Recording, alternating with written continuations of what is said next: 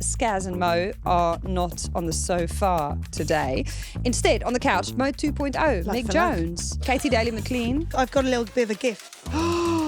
Guys, there is a whole Barbie car on set. We got old Scaz Mo in the back. Katy Daley-Mclean, can you tell me about the first time you met our Megan? Me and Meg played sevens together. I sat on the bench a couple of times for Meg. We move on. Well, I had to have a run around, didn't I? Where in the world are you, Sam Monaghan? Her girls in green have just beaten the Black Ferns. And this wave of emotion just came over to me, and I'm like, I just want to be with the girls. I just want to rub their sweaty heads, like give them the biggest hug. Like, I was looking up flights and you can't even get a direct flight to Vancouver. The fact she wanted to rub sweaty heads just shows to me that she How loves can you that make team. something that's so sincere? No, but she still said, like lower the tone? Sorry, I'm quoting. Somebody tell her to stop, please. She said it.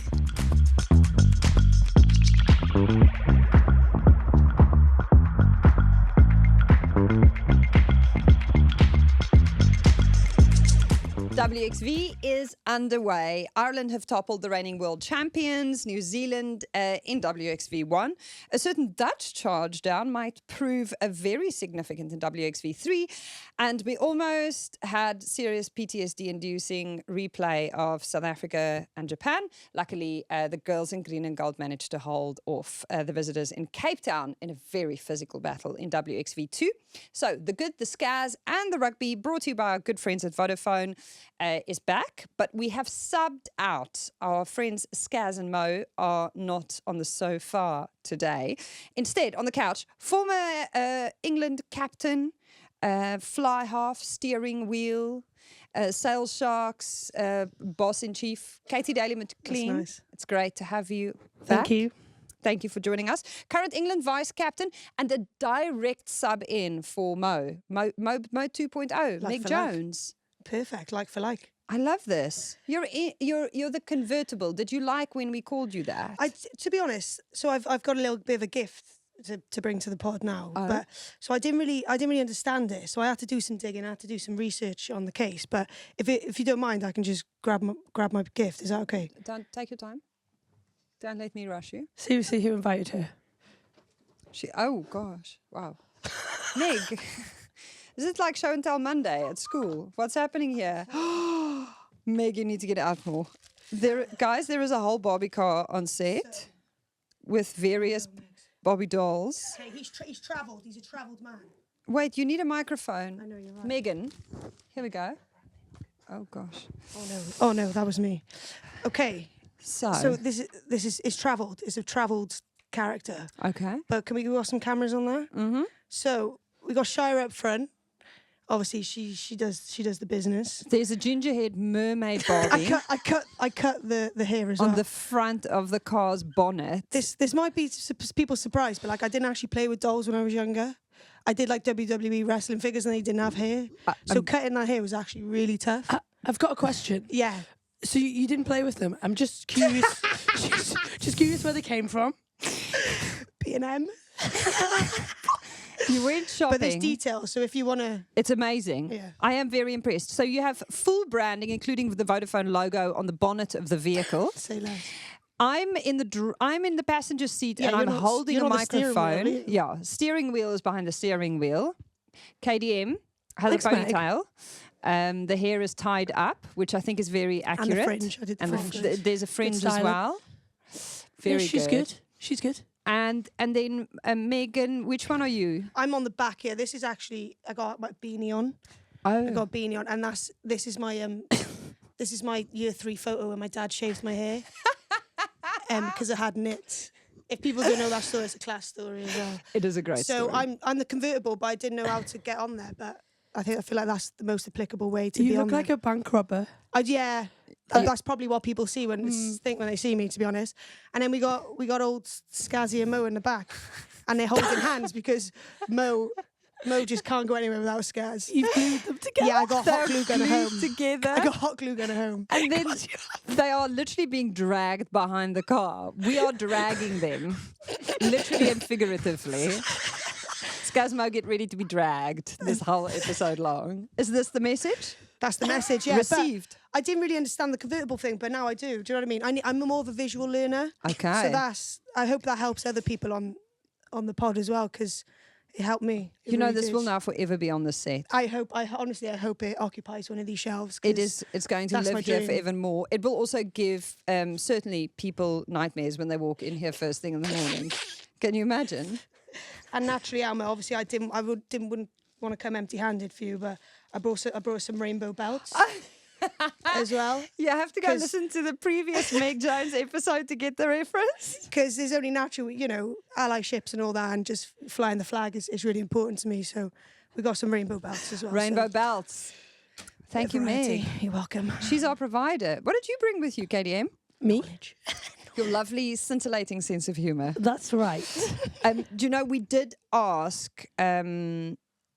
Megan, can you maybe put your friends next to you on the sofa? Yeah, of course, no worries. Because they actually distract me. I can't think straight at this stage. Oh, that's me. Wow. That's me. Sorry, BBL Scazzy. BBL Scazzy is getting dragged. It's chaos on here. Oh, sorry, Scaz. Oh, sorry. We are going to be joined by Meg's old Wasps teammate, these days co-captain of Ireland, Sam Monaghan, a little later for some serious rugby chat about Ireland's big win. So there is going to be a point to all of this, I promise. We will get to it. KDM is just going to expire in the interim. You were, Megan, one of our top 3 favourite rated guests. Say less. On the last season, which is why you earned the opportunity to get subbed in. Privilege. Actual privilege. J.N. Lincoln and Vida the Great both were buzzing about having you on together with Katy Daley-Mclean. Because even though we've had both of you on as guests plenty, we've not had the two of you together in the room at the same time. Katy Daley-Mclean, can you tell me about the first time you met our Megan? Brilliant. Brilliant. Well, she didn't have her dolls with her, that was for sure. What did she I have was with still me? as odd though. Yeah. And to be fair, I was thinking about this on the way down. One of my favourite stories, so obviously me and Meg played sevens together. I sat on the bench a couple of times for Meg. We move on. But we went out on a social for sevens in Marlow. No, this is Mo's favourite. It literally makes my day. And To be fair, you know Meg, she likes to be in the middle of things, likes to be the centre of attention. Came in giving it large, like real big on a night out, middle of it, down and shots, getting stuck into anybody, whether they were with us in our group or not. Meg was getting stuck into them. In Marlow as well. So we already stood out. Marlow. Gets to we went out reasonable time, 6:30, 7 o'clock. By 9 o'clock, Meg was in bed. Meg had been put in a taxi. That was Meg done. Went big, went home. All you need to know about Meg Jones. Put in a proper shift. I thought, you know what, I'm here for morale and morale purposes only. So let's do it. I actually remember that because I had a dentist appointment in Cardiff the next day and I was spewing. I was on your sofa one night and then I literally got up. My alarm went off at 7 a.m. I got up, I had a saucepan down there. I was like, what the hell's happened? And I was like, off. I was gone. And all I remember Scaz being like, because you were living with Scaz and Mo at the time when you were, and they were like, you just used that house like a uni house and then left. I was like, well, I am only 18, so I guess it's only applicable, really. Appropriate behaviour. You know? I know, I thought it was only right. Yeah. But at that time, that's the one where Mo's like biggest chat, smallest game. So true. So the sitting on the bench bit. Well, I had to have a run around, didn't I? It was probably up against I don't know, wouldn't be top teams. No, I was Italy, Ireland. Italy, yeah. Savage. Spain. I was 13 then. I can't even remember. I got ushered out with a 10 shirt anyway, so. Very quickly. Yeah. Like most. Didn't like rules. Moved clearly. out. Yeah, didn't like the rules. Your relationship with KDM now versus what it was like in the beginning. Yeah, very different, I'd say. How would you compare? Katy was boss. Katy was the boss. So you had to. I just remember her not laughing at any of my jokes. And now look what's happened. Believe in yourself, okay? Dreams do come true. Because now she laughs at all my jokes. Same with Scaz, same with Mo. They would be like, every time I'd say a joke, they'd be like, not sure about that one. That's like, true. all right, come on. That's all I remember, to be honest.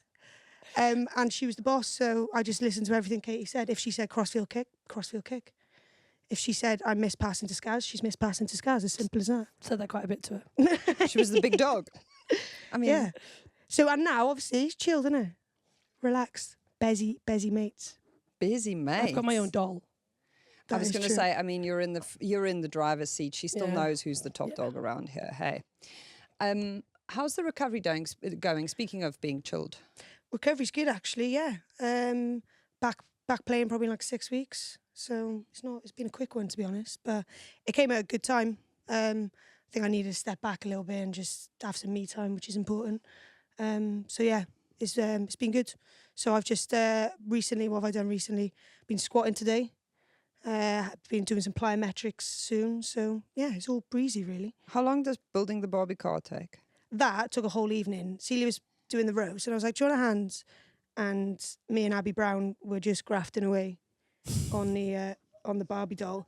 And she was like, "Can you clear the table now?" And we were like, kind of a bit busy doing the...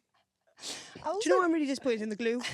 I was really bigging up the glue gun, and now look at it, it's just falling apart a little bit. It's all just sticky tape, really. It's a lot of sticky tape. Sorry, I don't think we saw this as well. Mo's MOT certificate. Why does she have an MOT certificate? Well, she just loves the rules, doesn't she? She abides by the rules. You can't do anything unless you do it by the rules. Like if you play in a game, Mo has to have all the rules. She's born to be a referee, guys. She is. Oh my God! Don't sign her up. Though. You imagine? Do you know what? I am really proud of our Mo because she was previously described as a bit of a scrappy do. Amy Barrett-Tron messaged me over the weekend and sent me a picture. Mo gave her shirt. Mo gave Amy Barrett-Tron her England shirt signed by all of the England girls from Amy's test, the 40th test that she refereed at Twickenham last week. She's a lick ass. Which is, I mean, I think it's quite big of our Mo. She gets a shirt every game with her name on. Yes, but she gave that shirt to a referee. And that's a 9 streamers for a ref to be like, "Oh, that's so kind, thank you." And like in their pocket. That's literally Mo. Sorry, Mo, that's premeditated business, Mo. That's toxic. You know what? I have to give it to Mo. If that's the reason, even more respect for her in doing that. Fair play. But I did have a moment where I was like, that's really sweet, because Mo always has quite a bit to say about referees and how they do their jobs. I think she likes Amy though, as far as referees go. Big respect. Yeah, nice. Yeah, Amy would be up there. It meant a lot to Amy. Let me actually read you the message, because Amy really fell for this. Like, oh no, Mo was being sincere. genuine. It was sincere. ABT says, from Mo, probably the most special thing I've ever received from rugby. Oh, that's really sweet. That's really nice. That's nice. No one's bigger than the game. I love that. And now we're going to win the World Cup final if Amy gets it. Yeah, perfect. Job done. I have a lot more respect for Amy Barrett-Tron. I think she's going to be okay. This is not going to sway her. Also, refs are friends, not food. Let's be nice to them. Sorry, is that like the slogan that goes round? That's a line from Nemo. No, understood. But like, is that what the refs use? Is that what the refs use? No, like we're refs. We're not food. Like we can be friends. Yeah, we can be friends. Is there a campaign out there that I've missed? No, I'm starting this campaign. Well, there's going to be one now, though. Yes, because I'm the biggest fan of the referees. Okay, all referees. I think the role of the referee in rugby is my favorite thing about the sport. I think it is sensational the way that the referee is generally respected, and just the tenor with which we can employ the rules in the sport. I love it. I agree. It brings like a subjective point of view as well, doesn't it? So now the PWR, speaking of things that we love and the show, is back this weekend. It's all quite a bit happening right now in rugby land. I feel like it's coming at us from all sides. Katy Daley-Mclean settling back into new season prep with Sale, ready for lift off. Yeah, I mean, we get a bye round 1, so we've got a little bit more time in comparison to these guys that kick off this weekend. But yeah, it's good. I think like Meg will know as a newer side, kind of the foundations. We've done a lot of work at Sale around that. So heavy recruitment on staff, making sure our program's in a really good place, really having good foundations. And I think that for us is really important going forward. You know, there's a lot of competition for players. The league itself is going to be fierce this year, building into a World Cup. Yeah. But I think you've got to control what you can control. And for us in the North, it's about building a programme. It's about building something that people want to be part of. And I think that isn't going to be a quick fix, and something that I think we've had to think long and hard about the direction of travel Sale wants to go in, and something that we're kind of really proud of what we're building, and hopefully kind of you build it and they will come. Hey, Jonesy. Love that. I have Love that. I have to be the South African and say the really uncomfortable thing here now. You guys finished 8th and 9th respectively at Sale and Leicester Tigers last season. What is the aim this season, Meg Jones? Above that. Not 8 or 9? Yeah. Anything higher? Anything? But I mean, yeah. To be honest, it's similar to you. Like similar. We want to win each game, but we also need to understand where we're at as a group. So it's like. What a benefit we do have is that we've got consistency of players. Like we haven't had much movement within the club. So what that means is you can build on from what you left off at, which was quite high, to be honest. We had some good momentum, beat Loughborough. We actually beat them again last week. I know it was a warm-up match. But things like that, it boosts morale. Didn't beat Sale, I know, noted. But all those things, they contribute. And if we can get higher than 8th and 9th, then happy days. Higher than 8th? Yeah, I hope so. Look, like you said, the league itself, everything is growing rapidly. No. Give us a number. A number? Oh, Top 4. yeah, 1. You said give you a number. I think, look, 6, 7, like in that mid-table. Yeah. I think we've got a squad that has the potential to do it. Okay. But yeah, it's gonna be good. Okay. Thanks, coach. Okay. Right. I've waited long enough. I've had enough now. Yeah. I've waited long enough. Can we talk about green teams winning? We will get to Ireland. We had loads of success on the pitch over the weekend in South Africa. I don't know if anyone noticed. Here she goes. We did win the rugby championship in the men's rugby, which is really nice. And Eben Etzebeth became the most capped Springbok. And I didn't think I'd ever hear one big burly South African man telling another one how much he loves him on the TV. But it happened on Saturday night. If you missed it, Siya Kolisi did the best tribute ever that I have seen anyone do for anyone. There was a lot of emotions. So plenty of celebrations in South Africa, because also the women box on Friday. I had a small heart attack because I was in a meeting, and then producer Shira messaged me and said, "Are you watching this?" And I knew South Africa were playing Japan in WXV2. Now, if you are too young to remember, in 2015, the rugby world ended in South Africa for a small moment because the South African men lost to Japan in a match that was dubbed the Battle of Brighton, because this was such an upset that it made headlines even in parts of the world where people don't watch rugby. So when South Africa played Japan, I always have a small measure of PTSD. So when Shira said, "Are you watching this?" my heart sank and thought this was going to be another one of those results. Luckily, the girls pulled through, but credit to Japan for putting up a massive fight in Cape Town, and defense wins titles. That is just an absolute fact. Yeah, I agree. I love how emotional and passionate you got about that. I love that. About South Africa winning. Oh, I love it. Was so beautiful. And did you see the dancing as well? The dancing. I love that. That's the best bit in it. Can you do that? Can you do the dancing in the lobby that they did with the hotel staff? It's a bit of like two-stepping. I have to have a few beers though. Have you got any beers? I was going to say we would need an accelerant or two.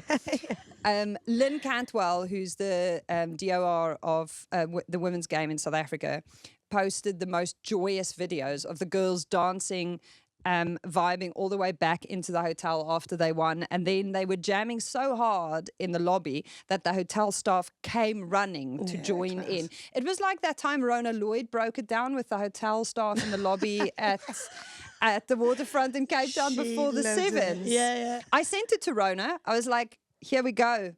No boring hotel lobby dancing. Next time, please make sure you double up." That's like a non-negotiable every time you go Cape Town though. So good. Like all the staff, they want to get involved. I love it. Bit of a jam. Are you a dancer?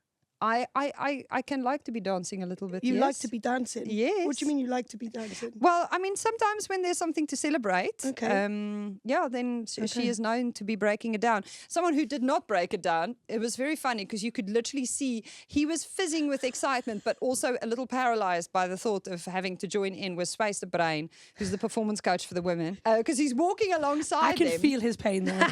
Literally, I could feel it from. Quick, get me out! Get me out of this! I'm in the middle. They're gonna make me dance.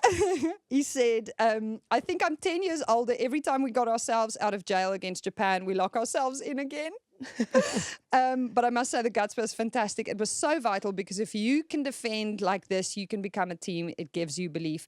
And he said, Japan, man, you guys can play, but defense won the day. Nolusindiso Boy, captain of the women box, sensational leadership on the pitch. And then Cape Town also turned up with some great Scottish weather for the Scottish girls. Literally. Gotta love that for them. Can't write it. Come on. Italy going down 0-19 to Scotland. What do you make of that, KDM? You're pulling your face. I think they'll be really disappointed. I think, like Scotty mentioned it at the end, and weather played a massive part. I think it definitely suited Scotland more than it suited Italy. And I think it comes back to that bit about taking chances, doesn't it? Like, Italy had possession, they had opportunity. But if you're not going to get that scoreboard ticking, it becomes really, really hard day out. Scotland just won the kick battle as well. Yeah. Like, Nelly was doing so well. I loved the nudges she was putting in. Same with Katy Mattison. Yeah, Like, smart. yeah, and I think that's the bit they've lacked, I think, over the years. Whereas now they've got that game management. They just look like they're firing and then they're enjoying what they're doing, which obviously helps. And congratulations to Rachel Malcolm as well. She earned her 50th, right? Yeah. She wasn't happy with the picture we put up of her on our team announcement. She commented on this. I love when we put out, you know, someone spends a lot of time. It's a bit like this Barbie car over here. Someone spends a lot of time building a team announcement graphic and then selecting Scotty, our Rachel Malcolm, for the picture because it's a big day for her. And then all she has to say is, cheers, thanks guys, great picture. She looks fierce. She looks like she's not about to take anyone's lip in that photo. And I think it's power. And she goes, I'm not happy with how my face looks. How many double chins has she got? That's what you got to think. I mean, she doesn't even have a double chin. She looks good. She looks like aggressive. She's going to be so sad that you think she had one, though. Wow. Wow. I've had some terrible horror rugby photos. Have you seen that one? You've got. That's my favourite. You know. Yeah. You know it I've got happens. loads It happens to the best. I feel like it's so liberating that we're celebrating women who are not standing smiling at the camera, who are looking busy and Do you have fierce. any fierce? Because I feel every picture I see of you, you look very glam. Yeah, but it's. Have you seen me run? True. I've seen you catch as well. Both are It's terrible. fierce in very I different must ways. rather just I want to see smile. you catch. Yeah, okay, fair. I want to see No, you No, you catch. don't. I really do. Somebody could get hurt. No, it's your rugby. Who needs hands? My knee catches better than I do. No, Do you Meg, want one of them? Do you like I rainbows? am actually dying for a little There you rainbow go, get one belt, in, but get one in. I'm We'll do a really race to the end. shall I'm we? practicing restraint. Right. Excuse you. Why would you restrain Excuse you. yourself? Let's Just talk get about the immersed into rugby. it. Can we talk Get about the immersed- rugby? yeah, of course we can. Yeah, okay, cool. Evie Gallagher, what is it that makes Evie Gallagher so devastating? Because she has been an absolute revelation for this team, and it feels like it's just great timing that she's really stepping into the space where the team is also really thriving. Yeah, I think probably for me, it's the way she plays, isn't it? She's so physical. Like, she's changed that for Scotland. Like Meg said, like, Nelly's going really well. Katy Matt, they've got a kicking game, but then they've also got some big ball carriers. You know, once it was, you were expecting Rachel Malcolm to do everything. And I think now the people like Evie Gallagher stepping up, Lana Skeldon went well, basically allowing others to do what they're good at rather than having to be like, oh my God, I have to do everything for Scotland because it's just me. Now you're getting a team of players that, with a bit of confidence, are going well. And I think she's been in great form. She had a bit of a bad run with an injury, gone well at Bristol, and that form's massively transpired into her Scottish form. That think club form is so relevant, though. Yeah, ask Mo. Yeah, Mo knows. yeah, all of It's the all of it. all of Builds the glass confidence, girls. though, doesn't it? It's the best bit. I was just saying, Evie was whopping out like 20-metre passes. I don't know if you saw them. Some of them didn't go to hand, but I just thought, fair play, get it out there. And I think having a forward that does that as well just expands the game. But I think that's a product of Bristol. And that also, in defence, if you're trying to understand where the threats are, the problem is if you have forwards chucking bosses about like that, then I mean, Just changes how you defend, doesn't it? And Megal knows an outside back. Usually you're like, oh, forward, great, I can chop them down. But now when you've got a forward that's got a bit of footwork, a bit of evasion, and actually they might just chuck a 20-metre pass on you, just changes how hard you go. Means to get dominant carry. Scotland are now playing with quick ball. it's just a very different Scottish side to what we've seen previously. And I think, you know, the language that they're using as well, it's just been a massive step change for them. Rachel Malcolm said in the post-match interview, was interesting. She said, outstanding job of managing the game in the second half and keeping Italy pinned in. It's almost like they get to a place where they can smell success and they maintain their composure so much better. They don't get flustered by it. Is that accurate? Yeah, but I think that's, like Meg just touched on there, it's from winning, isn't it? It's from playing well. It's about seeing results. And I think previously, you know, Scotland were the team that really got close, and then the last minute a team would score and they'd get beat. Yeah. And they went through this awful kind of narrative, didn't they? They flicked that switch. They went to WXV. They won. And then you've got good results in Six Nations. And now teams like Italy that used to be kind of who knows where that result's going to go, they're now actually, right, we're going to get points on the board and then we're going to manage you out. And we're going to say, look, if you want to play from 80 metres in this weather, go for it. But actually, we're really comfortable that our defence will hold. One team who will want to take a leaf out of the Scotland book and learn how to flick that switch back to winning ways is Wales. They need to as well, don't they? That Australia 37-5 result over Wales. Wales Online themselves called it a thrashing. I'm not using the word. 4 tries in the last Disclaimer. 17 minutes. And she's in red. Yeah. I'm waiting. Thrashing. I'm not saying that. I'm not no. saying it. I'm not saying Thrashing. it. I'm not saying it. Ow. Ow. 4 tries in 17 minutes. When you watch back analysis, not like you've ever had this happen to you that much. Probably. I've played sevens for And she plays for Leicester. And she plays for Leicester. Okay. Thank you. I was Sounds trying like- not to rub it in that much, but okay. I got thick skin. Where do they go from here? They've got 37 pro contracts in Wales. You have the support, supposedly, the infrastructure, supposedly, and you are just not delivering the results. It's one of those, like, you can't just expect putting money to the top and then expecting results from there. Like, it's been a band-aid on it, innit? So you can't do that. I think the girls played well against Australia. I went to actually go watch in Rodney Parade in Newport, so the week before they flew out. And they actually played well. Their forwards were dominant, they were physical, they stuck to the game plan, which it looked like. But I think Australia, it was a dry day. They were flinging the ball about a bit more. They were keeping the ball alive. And they just dominated. I think Wales just didn't capitalise on like a couple of check passes, etc. Things like that. Just then you lose momentum in the game. So it's not like they're not capable of doing it. It's just almost, it's building on it. It's the small details of like skill execution for me, I think. That's it. It's not like they don't have a game plan. They've got a game plan. But if their forwards aren't physical, like most teams, then you struggle, don't you? But it's also this thing of playing a team twice. So they play the Wallaroos and then they play them again. And in that week between the two games, the question is who learns the most, who responds the best, who addresses or keeps their powder dry in game 1 in order to turn up to game 2 and really rip in, which is what the Wallaroos did. They were absolutely rampaging. I think for Joe Yap, it must have been like the most sensational experience because the girls were just chucking the ball about. Everyone had a go. The Wallaroos were a joy to watch. And they were playing the kind of, it's interesting, but the girls were playing the kind of Australian rugby that the men used to play. Like when Australian men's rugby was at its peak, that was the style. Yeah, class.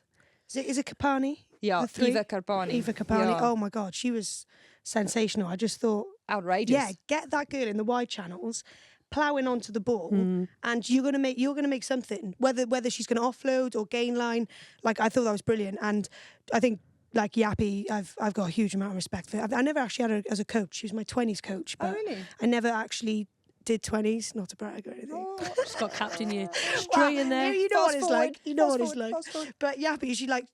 When I think your players are your biggest advocates. So if you've got all those players from Worcester and from the 20s preaching highly about her, every time we've had a couple of girls come to Tigers, they just say how amazing Joe Yap is.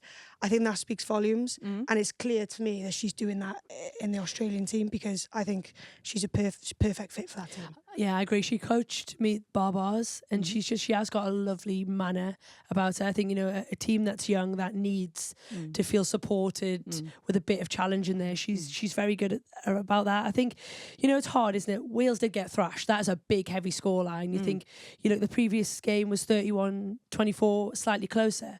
I think what's going to be interesting for Wales is how long you keep like giving them an out. So, you know, they win 1 week, then they get thrashed. The next 2 games will be really, really interesting for them, because I know we keep talking about these contracts that they haven't had time, but they've had a bit of time now to really embed them. You know, they've got girls playing, PWR, similar time, and probably Scotland have had less time. And you would argue that Scotland have kicked on and found their feet.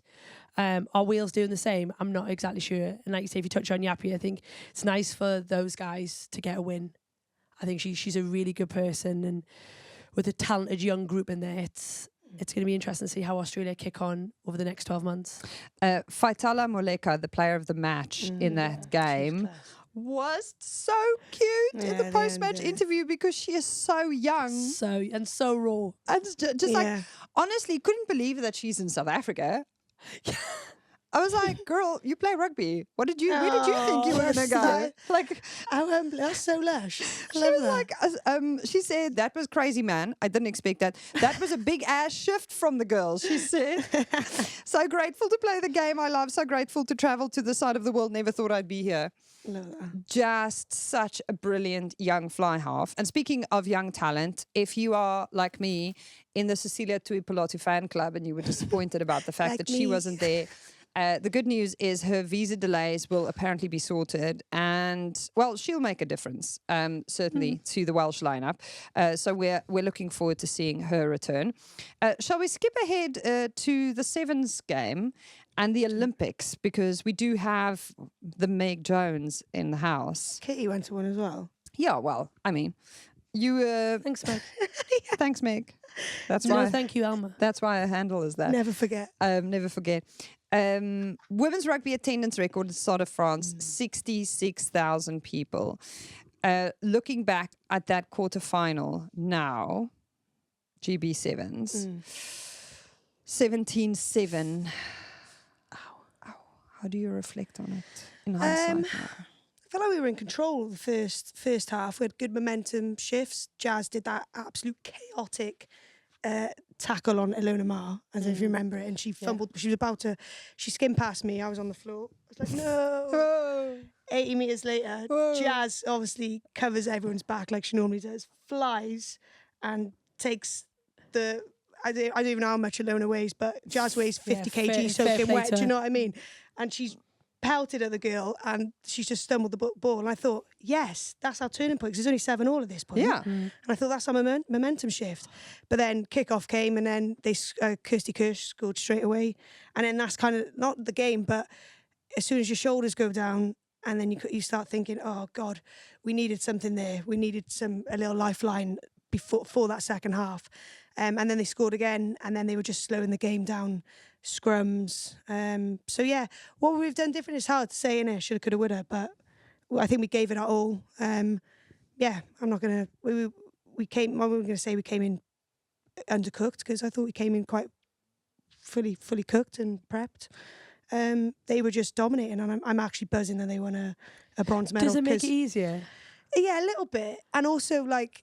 So you've seen all of this resultant rah-rah around them and gone, oh, that's nice. And we love the USA girls as well, and we get along with them. So it was bittersweet, because we thought, fair play, that's going to make a huge difference in America for rugby. And like rugby wins. Do you know what I mean? It was just so humbling. She's turning into Mo. I was going to say, since when are you this person? I know, I'm just sat here and I can feel Mo. So sappy. So Giselle Mather. Oh, well, if being we can announced. maybe more sappy now. Oh. Love Giz. Is it? Yeah, is it? Or is it? So she's never coached sevens before, has she? No. More details. No, she's coached women though. Oh. And that's important, I think. It's bigger. Yeah, I'd say. So the jump from 15s to sevens isn't as big as... I'd say 7s to 15s is probably a bit tougher. If you've just predominantly done 7s. Yeah. It would be tougher to... There's more tactics in there in 15s. There's more people to manage. You know, there's so many like little bits of the game, isn't there, really? Crazy. Scrum, line out, to name but two. But so Giselle and sevens and this group of girls, you think that's a match made in heaven? I think that's exactly what the girls need, if I'm honest. Is it? Yeah, some people have different opinions, but I've worked with Giz, and I just think... At Wasps? At Wasps, yeah, just Wasps. Just Wasps, okay. But I just think she brings the best out of people, and that's what that team, those girls struggle with is seeing their own confidence sometimes and what they bring. Because we always talk about like we need to give each other confidence. And I'm like, you can't give someone confidence. You can help facilitate it. But bottom line is she needs to see it for herself. It comes from you, doesn't it? Yeah. So I think that's what I'm hoping she'll bring on top of like just skill set. Like if we're a skillful side because we got skillful players. America, like in all due respect, Americans, they aren't renowned for their skill. They're renowned for being athletes and pounding into each other. Yeah, they've got a very set playing style, haven't they, that they do very well. And they worked on their skill set and added that element of it. And that's when they start getting the rewards. Like, Elma, just run as hard as you can. Don't do anything else. Just get game line. And if we can do that with the girls in GB, I think we'd be laughing. I think the other thing that Giselle brings is like a bit more clout. She's not going to stand back for just average. This program is going to need somebody who's going to like say this is not acceptable. These girls. She's an advocate. Oh my God, huge advocate, but also her standards are extremely high. So you're not going to be able to go to Giselle, well, no, sorry, girls can't have this today. And I think she's going to be speaking to the manager. I'm not sure they know exactly I know another what one of those they've signed up to, but I think for the program itself, it is an amazing appointment for young girls that aspire to want to play GB7s. She will bang some heads together. Well, someone who's going to bang some heads together for us a little later is Sam Monaghan. We're going to be speaking about New Zealand losing to Ireland in WXV. But first up, we're taking a short commercial break. We're taking a look at your listener comments. Scaz and Mo at the CFL. Yes, Katy Is this a Daley-Mclean. new section? Yes, I love it. It is my favorite. I just wanted to check. It is time to read your letters and listen to your messages. Scaz and Mo recorded us a video message. You've probably seen it on our socials. What did you make of the two of them? And more importantly, Zoe Aldcroft's groovy shoulders. Mo and Scaz are the Chuckle Brothers, aren't they? Let's be honest. It's just comical. It just cracks me up every time they're with each other. I don't know what it is. And then Mo brings like that energy out of Zoe as well. And I knew Zoe was like, "What do you want from me?" But like, I'll give it to you. But like, what do you want from me? Tell me what is it? Like, give me the brief. But like, you're not giving me the brief. Just give me the eyes. Do you know what I mean? But I love it. Zoe delivered. I feel like Zoe delivered. I feel like Zoe has earned the rainbow belts for this week. And then they met a guy called Brent. This didn't make it into the final edit. Scaz and Mo met a guy in Canada called Brent, who is a fan of the good, the Scaz, and the rugby. Shout out to Brent in Canada. I mean, who knew? In honor of Brent, this is why we figured we'd take a big, wild, old detour into everyone who responds to the show and actually listens along, because we actually cannot believe that you exist. We got a little fan mail in from a listener in Gloucester. His name is Mike. That's Mo's uncle. Hello, you wonderful human beings. Listened to the show today, very enjoyable. Didn't quite enjoy the fact that you go, season 5. If anyone back to season 1 or 2, no one would listen in anymore. Thanks. Awkward. Made me feel really warm inside. Oops. Show a lot of laughing. Elma, nice snorting. Well done, you. Mo, love how your brain works. Absolutely love it. And I am now going to start using the word. My wife does a lot of girl math, so I'm going to start using that with her. So thank you for educating me on girl math. Amazing. Thank you, Mike in Gloucester. We're so glad that you have learned the words girl math, and the concept has come home for him and his wife Zara. I don't think Mo actually knows what girl math is. She just got too much money. I think. Personally, I think she doesn't know what she don't know what to do with it. On the topic of money, Zara Jacob said sending thoughts and prayers to Hannah Bottomans' bank account. Couldn't have happened to a better person, though, let's be honest. So good. I love that. And then on Narnia, do we have Narnia fans in the house? I think this is a great show. I've watched Narnia. You've watched Narnia? Yeah. Okay. Genuinely, this is what she looked like when she got her first cap. There must be a picture somewhere. So Davis Moon replied on Instagram and said, does anyone else think that Scaz looks like the older sister in the Narnia movies, Susan? Now, this is the older sister in the Narnia movies, Susan. Oh, my God. It's the lips. Exhibit 1. Honestly, Susan. it is. And then Exhibit 2, baby Scaz. Told you. God, Baby Scaz that's Mo class. and Susan. Sorry, what did she say as well? She couldn't see it. Or was it couldn't see it? Yeah. Sure, she couldn't see it. She couldn't see it. I mean, don't that's basically Baby Scaz. I don't know what she couldn't see, but that's literally Her. Yeah. that's a I double. can't believe we'd never realised. There we go. Thanks Disappointed so in much, myself. Davis Moon, for pointing this out. We appreciate it. And that wraps up the listener section of today's show. I like it. I Thanks, should listeners. say. More of this, please. We would like to thank everyone for their contributions to this very special new segment on the show that is my new favorite thing. We will do more of this next week. Keep sending us your weird things. Now, we are joined live from Gloucester, right?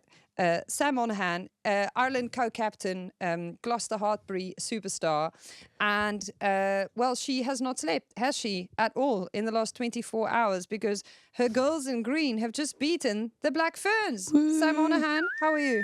Yeah, good. Over the moon. I don't think I've tried to put into words like the feelings I've had over the past 12 hours or however long it's been, and just can believe they've done it, because I know the belief that squad have, and you know, we've been through a lot of tough challenges over the last couple of years, and the bravery they showed, incredible. Over the moon for them, so proud. When I got the message that you said that you were looking at booking flights at 6 this morning, I was like, is she trying to book a flight to come to London? For the game. What is she booking a flight for? And then only later did it dawn on me, I was having a blonde one, that you were thinking about going to Canada. That's mad. Yeah, so I'll give a bit of background. Basically, I'd watched the game backwards because I woke up an hour later, just because I knew I wouldn't be able to sleep. So got a bit of sleep, woke up at 4, and it gives you that option to go watch live or watch from the start. And I said to myself, I'll always watch the whole game from the start. And I just bottled it, watched live straight away. I was like, I just couldn't do it. I was bagging nerves, sweating like profusely. And it was like 45 minutes in, I think it was 17 at that point, and like my heart just dropped. I'd planned to turn off my phone and like not look at anything. I was on my phone, like, you know, texting everyone. Then yeah, and outstanding 40 minutes, cried, like was in the house on my own, and then all of a sudden this wave of emotion just came over to me, and I'm like, I just want to be with the girls. I just want to rub their sweaty heads, like give them the biggest hug, like get them up on my shoulders. I just want to be in their company, like they've done this amazing achievement. And I was looking up flights, and you can't even get a direct flight to Vancouver. And it was a bit of a mad thought, but I adore that group so much, and everything they've accomplished. Just really wanted to be in their company. So yeah, that was that. Did you have a feeling about this happening? What was your expectation when you hit watch live instead of watch from the start? What were you thinking you were going to see?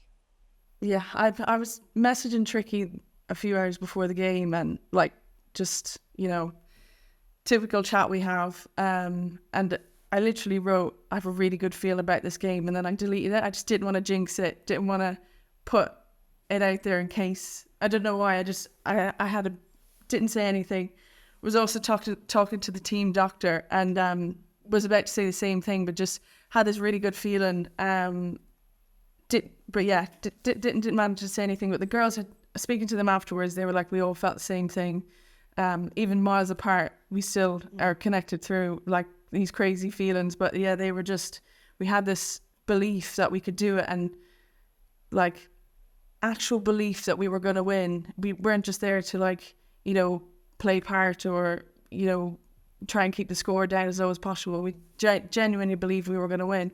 And I knew when I watched it back again, as I said, I watched it backwards, which was bizarre, because watching the first 10 minutes, I was like, how have they pulled this back? You know, pen after pen, and like New Zealand were playing on top of them, and I but before that, when I watched the haka, I just saw them shoulder to shoulder, like there was not a gap of air between any of their bodies, and they were so connected, and just, yeah, really, really took on that challenge, and I'm just extremely proud of that whole group. Sammy, on that then, like what's changed? What do you think's changed for the build-up into the game?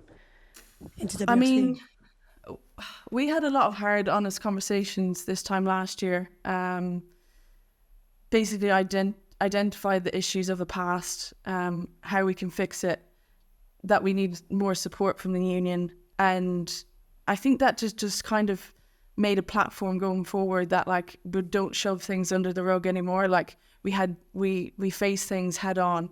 You know what Tricky's like, she's very direct, so anything that's an issue, she's getting to the bottom of it straight away. And you know, we'll put the whole team first ahead of her. So just being completely honest, and that goes into the way we review games. Before, if we'd get beaten, it was like, oh, just move on, next job. But you know, and it hasn't always worked. Like after the England result, that was really tough. We felt like we should have probably beaten Italy in that second game. Had a good result against Wales, and then didn't perform against England. But I think we've drawn from them experiences, and they really, you know, we've used them to our advantage and showcased it last night. You know, like playing them big top 4 teams. We love a challenge, and we love like fighting up to that. Did you watch Dan O'Brien's kick, or did you have your head in your hands? What, to win it? Yeah. So I actually, me and Dana are quite close. We were buddies in Dubai. Our roommates, roommates. We're really good friends just in Dubai. Yeah, we're Only in Dubai, exclusively outside there. of Dubai, we can't possibly be friends. Yeah, but no, we just made a huge connection in Dubai. She's such a great kid, like has so much potential in the world, so young. I think she puts a lot of it on her shoulders. But again, you know, she missed the kick before that and then stood up. And I just knew by the way she stood up to take the kick, I was like, she's going to get this. And then she went, and I was like, oh, like literally had my head in my hands and hit off the post and went in. And I nearly hit my head off the roof. I don't know if I should be jumping yet, but... Yeah, it's not part of the return to play. If my physio is listening, that just did that. On the other leg. So yeah. you mentioned Dubai now. You guys played in WXV3 in Dubai last year against Colombia. Here you are in WXV1 after you in the Six Nations you came third and you already qualified for Rugby World Cup, and then you qualify for WXV1. Then after that Six Nations, I am more than happy to admit that I was one of those people who said, is this a good thing for Ireland to now skip through WXV2 and go straight to 1 and face teams like the reigning world champions, the Black Ferns? Is this a good thing for their development? Will they get enough out of this opportunity? And then in the first fixture, you guys go and beat the world number 2 and you secure a bonus point win in WXV1. Do you feel like you want to tell me I told you so? Because this is your opportunity. I mean, we're quite a humble team. Like as I said earlier, like we love challenges. We love rising to the occasion. I think a lot of people after that huge England result as well thought exactly what you thought. But we've always said from the start, it was our goal. We want to be World Cup contenders. Like we want to be in with a fighting chance in that World Cup to, you know, beat any given team on any given day. And that's what we proved again last night. Just the bravery we had, like in some of the plays we had, Aoife Dalton, like some of the tackles she made, game-changing moments. To have Emer Considine back in the squad, like a very experienced player who's been out for the last couple of years. So not I told you so, but a lot of the text messages I've said today, I've said we're exactly where we should be, you know, like, and then, you know, we've gotten a lot of bad press in the past. It's been hard, and it's kind of the players that deal with the brunt of that. So I'm just buzzing for the girls that, you know, when I said earlier we had them honest conversations this time last year, we came together and our common purpose was to inspire like that next generation to get more girls to pick up a rugby ball in Ireland, because it's probably like our 3rd or 4th sport, and it's changed a lot of our lives. And by God, the girls did that last night. Yeah. Like, you know, if I was 5, 10, 12 years old and I saw that watch that today, I'd be straight down to the rugby club with a ball in hand. Love it. And some of them girls are such role models, like Brittany. She's had a hell of a year, and she just fights tooth and nail, like the heart she plays with. Like, she inspires me every day, the way she goes. Before Dubai, we did this like heat chamber training where you go, I'm sure you've done it before, Meg, where you like go into this heat chamber, they pump Katie loads hasn't. of, yeah. They didn't have heat chambers back in the day. Oh, good. Just bin bag. I've put a bin bag on. Yeah, you joke. Yeah, that is And 2 waterproofs. accurate. But so everyone's like, there's a handful of bikes, handful of ski ergs, handful of rowers. So like Brittany just goes straight for the rowing machine. She picks the toughest one, and she's in the red zone for the whole entire thing. Like, that girl does not stop. And I think it's just the respect we have for each other off the pitch as well is huge. But yeah, I'm just in such admiration of the girls, their class. It's only the 3rd time New Zealand and Ireland have played each other, and it's been 8 years since the previous meeting. It's crazy. So Ireland, if you haven't seen it yet, has the best winning percentage against the Black Ferns of any team in World crazy. Rugby. Played 3, won 2. They beat New Zealand in Rugby World Cup 2014. Which led to New Zealand going out. In 2016, New Zealand beat Ireland. Cleona Maloney was in that squad. She's the only veteran. Big up. Cleona, let's give her flowers. But that win rating that you guys now have over New Zealand, was this something you knew about beforehand going into this? Like, had you looked at this data and gone, ooh? It did. So when we qualified and the fixtures came out and we played New Zealand, it was in the back of my head, because I was like, since I remember or have played rugby, we've never played New Zealand. So it was, and then a couple of weeks ago I looked into it more, and you know, that 2014 team, they were massive role models for us back then. What they did in that World Cup, beating New Zealand in France. And I remember Tricky telling me she was... You're welcome, Katie. Shut up, Meg.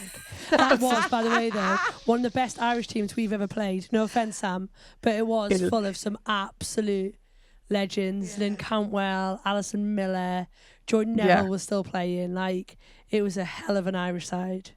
Yeah, and I still, that try Ali Miller scored in the corner just like was in repeat on my head all week. I was like, because it like a lot of them clips resurfaced, and I was like, just like envisioning our girls doing it, and I was like, they've done it before, you know, we can do this, you know, and they paved the way for a lot of us, you know. I mean, Tricky was telling me that she was at that World Cup and it just pushed her on to go further. I'm pretty sure she just had gotten injured, or she had just started playing. She'd gotten injured before 2017, and she would just, you know, the hunger was there. She was just like, I want to be a part of this. This is amazing. I can't speak on her behalf, but she's told me that story a few times. I heard it was a mental night, but I won't speak any more on that. You can. You're like 2 peas in a pod, you two. I mean, you can definitely speak on her behalf. No, I feel like I'm in a long distance relationship. And it's awful. The time difference is terrible. When they were training in Ireland, I was like dialing into the team meetings and stuff, and like ringing the girls every evening, and now just it doesn't. Commitment. I either have to stay up to like all hours of the morning or vice versa. But they're having a good day today, like a nice rest day. I think they're going whale watching, which is pretty cool. Enjoy each other's company, enjoy the win. Are they hungover? No. All right, PC, High performance text me athletes, later. high performance athletes. Text me later, yeah. I think Yeah. Scott Beeman said it so well in his post-match interview when he said he attributed it to Irish grit and graft. They will outwork you. It's not rocket science. And I absolutely love that, because this is what I got from this performance. I said it to producer Shira as well this morning when I saw the result and I watched the highlights. I said to her, this is what you guys did during the Six Nations. It's that work rate. It's what you're saying about just being in the red the whole time and just not stopping. Katie? I agree, but also in having, like, we both work with Scott, how much has he helped with kind of that tactical element? Because I agree, look, outwork New Zealand, stuck in it for all the things that are associated with playing international rugby. But for me, watching it, one of the biggest differences was the kicking game. Like, your ability to relieve pressure and make New Zealand turn and go, look, if you're going to score, you're going to go do it from the halfway line. Is that a big difference of something that he's brought in, or by having somebody in your 10 shirt that can kick?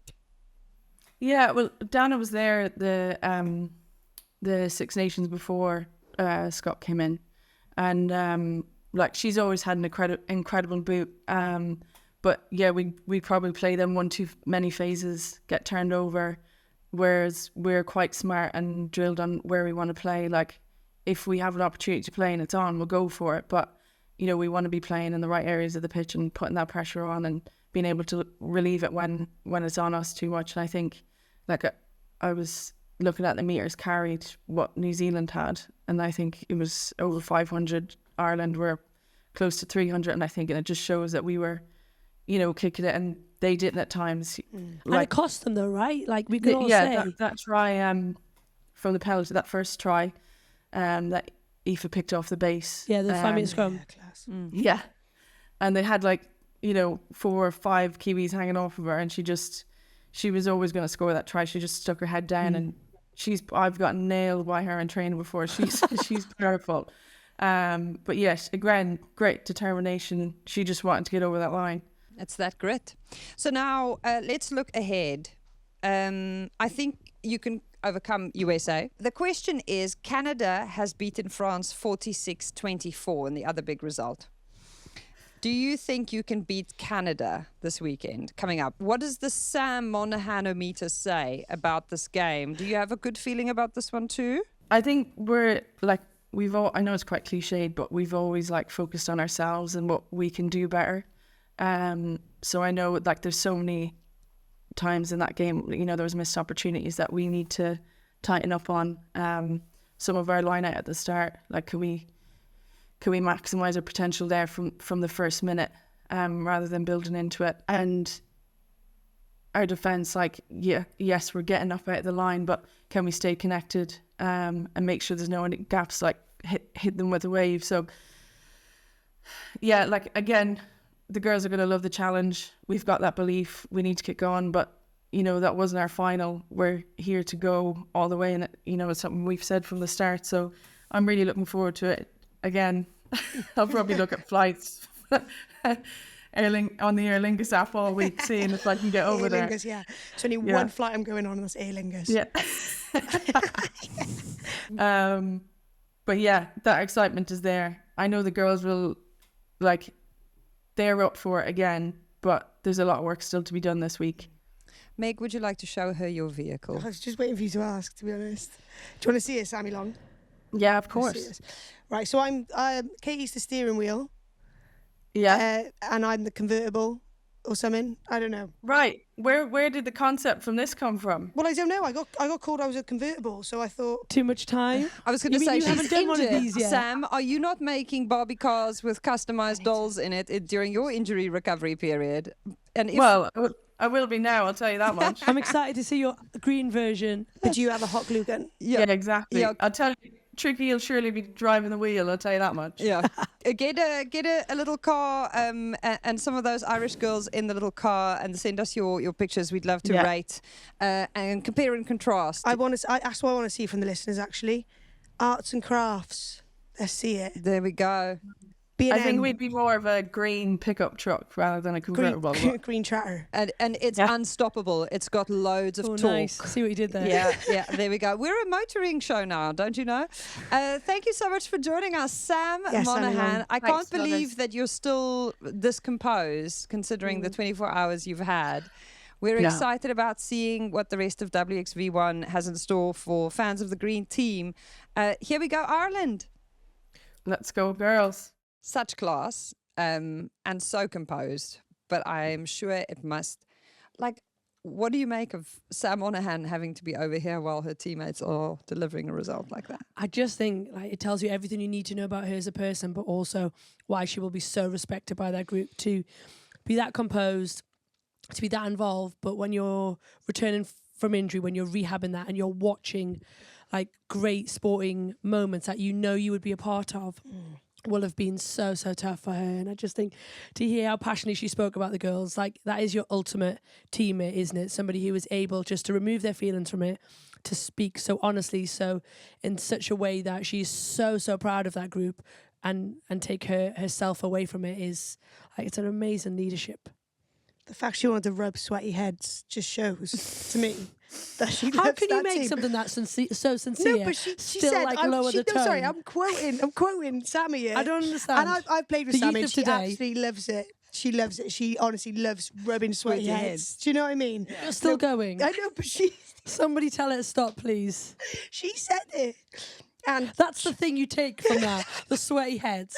it was the passion that she said into it. She Oh, I just yeah. want to rub this sweaty heads. That's what she said.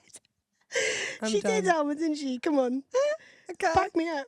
Yes, you did say that. You're better than that over there. You are better. I'm going to try and not laugh. Let's move on to something that was really impressive. Olive Kelter. Oh, yeah. Joke. The USA did not emerge from their encounter with England victorious, but I was just really glad to have had the opportunity to see Olive Kelter play the way she does, because she is something to behold and just a really great entertainer. 21-61 the score. A bit similar to that Wales Wallaroos game in that the score doesn't feel like it accurately reflects the experience, right? So 4 tries in the last 12 minutes, which tells probably a story about the bench, the depth. Yeah, I'd say so. Probably the depth and the fitness and stuff as well that comes with it. But Kelter was just phenomenal. The chip and chase was my favourite, obviously. But she was just, I just think everything she does, it's there's so much, like she's so decisive, and then there's so much energy and passion that goes into it that she makes any decision good. What is that? Is that sevens? I think it's Ice just hockey. quality, isn't It's it? ice Yeah. hockey. Is it ice hockey? Right, I Her reckon. evasion, her power. Yeah. Like, she's a good rugby decision maker, like Meg said. But then, I mean, she turned Jess Butcher out. You know, she beats her, then she beats her again just because she can. And I think playing against her, she is a powerful runner. You know, she's going to come down your channel. You are going to know about it. And You've got to throw America have got some good players, haven't they? They just maybe have missed that talismanic centre who's going to go, right, you know what it is, give it to me because I can do something about this. And I think, like you say, the score doesn't reflect the game. I think Red Roses probably will be disappointed at times, bit loose with possession, for my liking anyway. And I think America are starting to find their feet in a team that isn't professional, hasn't got as much resource, isn't as well supported, and then you get stars like that coming back from sevens who are like, just give me the ball. Imagine that, Kelter at 12 or low at 12.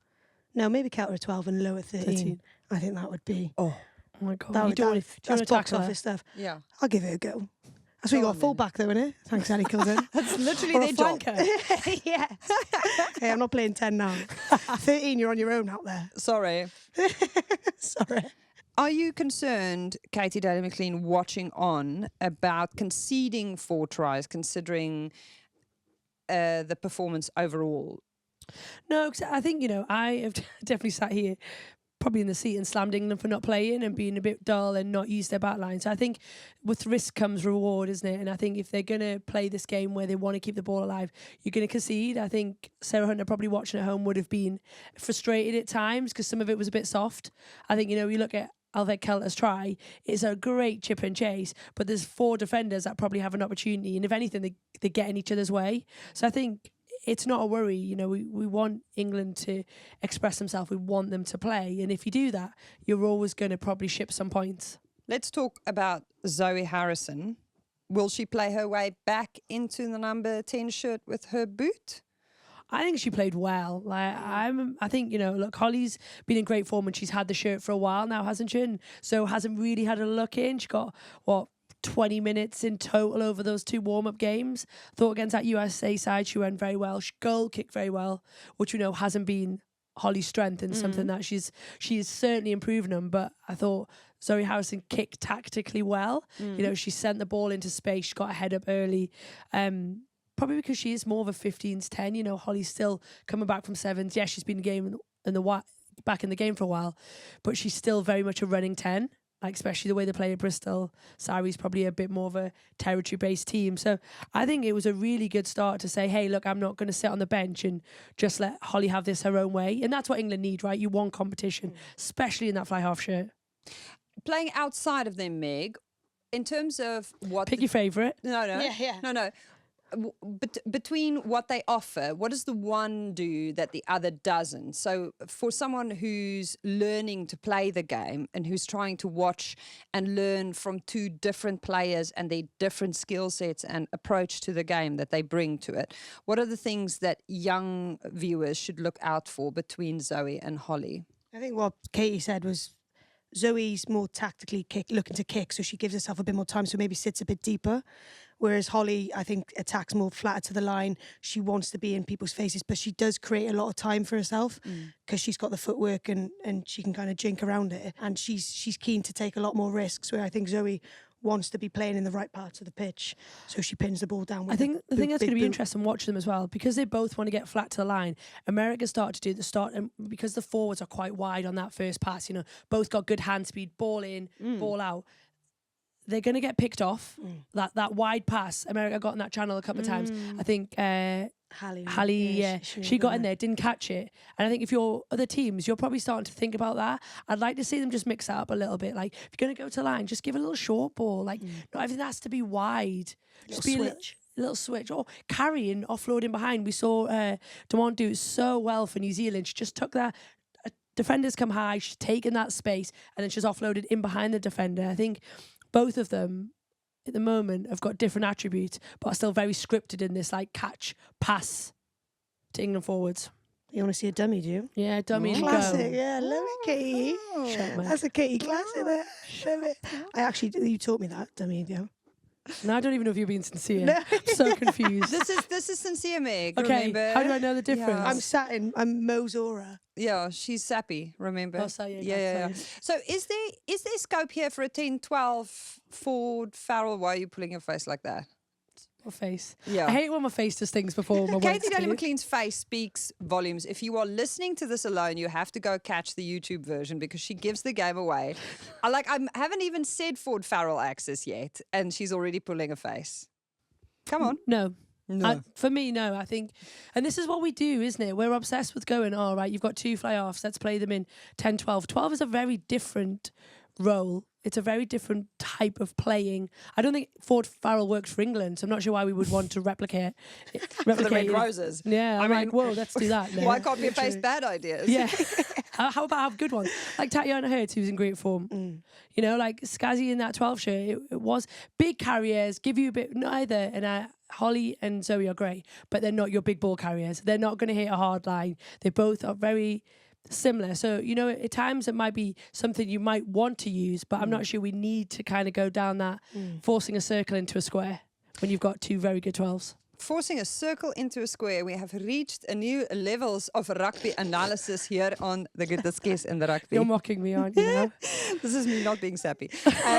So Kate Zachary made a really salient point, which I do think we need to give USA props for. They had 2 weeks to prepare for this. The USA girls are not fully professional. They are not in a setup where they have months and months to prepare for something like WXV. So they come into this, they feel like they were competitive for 60 minutes of that game, which I think is very fair. So to them, it feels close. She says, 2 weeks to prep. Our focus was an attacking set piece and defense and turnovers. Loss is where you grow. We're chasing the top 4 teams. A close loss like this is a huge milestone. For her, it felt close. She was not looking at the scoreboard when she said that. She was speaking from what it felt like on the pitch, which I think is crucial.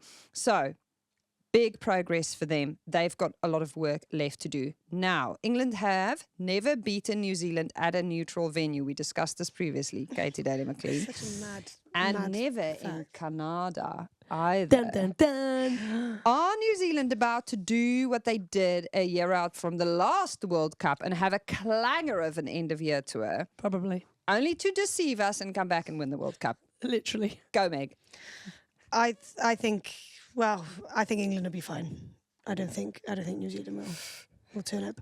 Well, I don't know. They've just had a loss, haven't they? So I think even if they turn up, I think England are still ahead of them. So I think even if we I agree. New Zealand will we're be too good. frustrated, but they keep making the same mistakes. They're not exiting from the 22, and it is costing them games. It cost them that Irish game, like 2 tries that weren't given, but also they gifted Ireland 2 tries by not exiting their 22, getting to the middle of the park, kicking loosely, or just not kicking at all and ending up with a 5 metre scrum because you haven't passed accurately. Like, those are things that I don't think we will see from New Zealand in 12 months' time, because they're going to need a little bit of time to iron that out, right? Even if New Zealand turn up and play very differently, England are still, I think, on paper, a much better side. They're well drilled, better prep, better quality of players. But as you've just said, that means nothing. Coming into a World Cup. Yeah, literally. Might as well all Unfortunately. rip it up. So I think there'll be a better game next weekend, but I really don't think the result, whether it's a neutral venue or not, means anything. Could Ireland beat a Canadian side, I don't think so. No, sorry. even though they beat the Black Ferns? Yeah, but is one thing yeah. winning your quarter final, but winning your semis, you got to back that up. I also think Canada would beat the Black Ferns. I think Yeah, Canada are better yeah, than New Zealand Canada at the are. moment. And like I say, that doesn't mean anything for 12 months, but at the moment. Right now. Yeah.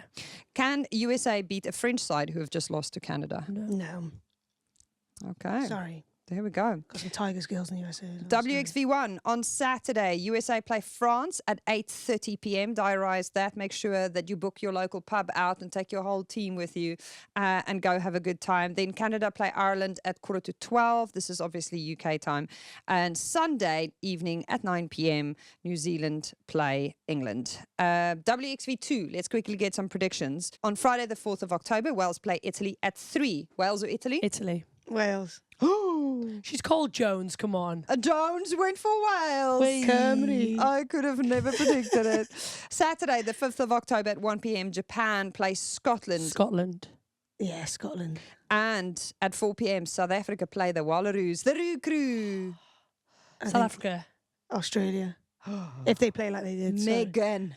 You're a bum lick. You are. Yeah, I am. Play the game, mate. That's why they keep inviting me back. Meow. What's this meow? It's really awkward. My WXV, palms sweaty. Too meowing at each other, it's just getting awkward. WXV3. Please continue. It's gonna be like some I don't even know, weird fetish. Anyway, carry on.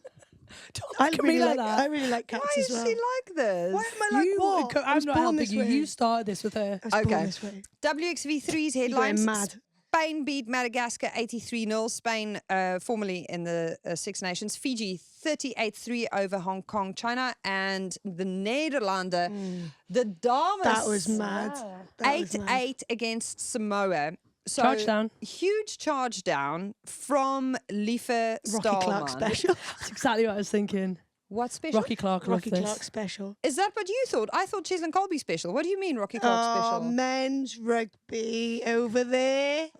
This is a female women's podcast, Elma. Thank you. It's just a rappy to me, okay? The Scaz. It's just, It's just a rappy to me. It's just rappy. Anyway, Rocky Clark, absolute. Google it. But is Rocky Clark one of my people or not? She should be. She should probably be, yeah. She does have very South African energy. Lieve Stallman, can we just have a moment for Lieve Stallman, who saw that moment and grabbed it for all it was worth, and grabbed a draw from the jaws of defeat, because these girls are not just playing to win, they are playing to qualify for the Rugby World Cup, which is huge. So WXV3, Friday, at 4 p.m. in the afternoon, Madagascar play Hong Kong. On Saturday, Fiji face Samoa at 3, which is a huge battle. That's going to hurt. Yeah. That's gonna Seriously, hit. isn't it? You're not playing. No, I'm literally just thinking Ow. about it. It makes me cringe a little bit, because these girls are. Yeah, I've Yeah, played against yeah. Samoa and they are brutal, so I can't Mo's, imagine. Mo's played against Samoa. Yeah, Mo has. Can we get that clip up? Maybe not. And then the Dutch dames at 5:30 against Spain. A nice European derby there as well. Where to watch? On the BBC iPlayer. If you don't have the BBC iPlayer, then go on Rugby Pass TV for WXV3. BBC iPlayer carries WXV1 and WXV2. Also, did you know we made it over to TikTok? I did see. Yeah, I saw Mo and Scaz on TikTok. Yeah, Watching the planes. They're watching planes. I know. Could have been a bit more exciting content. Plane spotting. It's not much. Who's clipping them up? I am. Do you have comments? No. Any thoughts? No. It was more the fact that Would you like help? those two trying to clip it up would crack me up even more. They wouldn't have a clue. No, I know. They have to send these clips to us. We have a special WhatsApp group. Another one. Don't tell anyone. What's it called?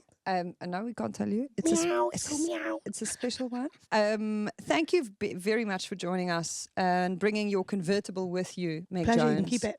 Because I don't want to take that back on the train. I was going to say, did you go on the public transport? Yeah, with that? I had some looks out of the bag as well, and I was like really trying to hold it so no one could see my bald head poking out of it on a doll's body. Mate, honestly, that is the least of the worries of this whole thing. What's the biggest worry? What's the biggest worry? I mean, imagine there was Shira dressed as a mermaid. It's a bit unsettling. Imagine there was a And the child. roadkill, that is, sorry, Scaz Mo. I'm finished. Sorry. Imagine there was a child on the train that saw this. Addie would love this. Or she would go wild. Do you know for what I it. mean?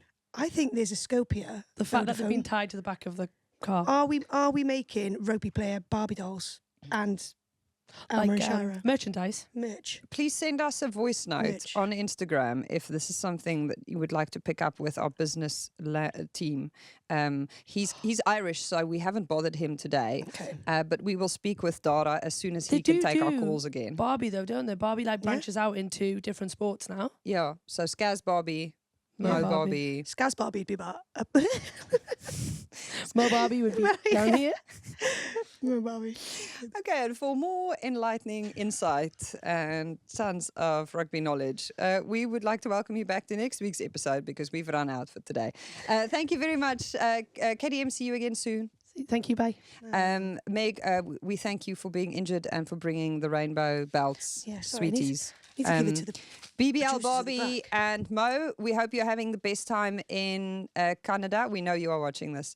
We've been The Good, the Scaz and the Rugby, and in partnership with Vodafone. The Good, the Scaz and the Rugby is a folding pocket production produced by 1, 2, 3 Shira Kilgallen. Oh, sorry. Thank you. I was going to say Vodafone, but I was You're too. not allowed to do that bit. Yeah, Thank you. sorry.